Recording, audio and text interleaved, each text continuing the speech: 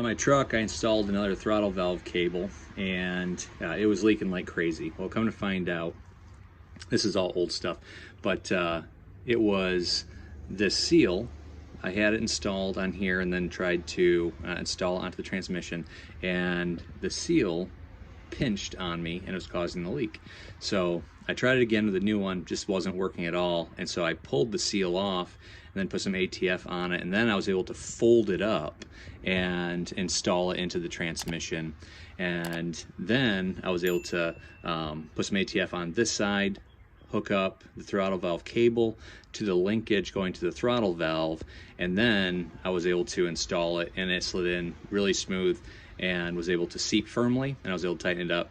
Problem solved. So install the seal first and then the throttle valve cable, and it works perfect. Have a great day.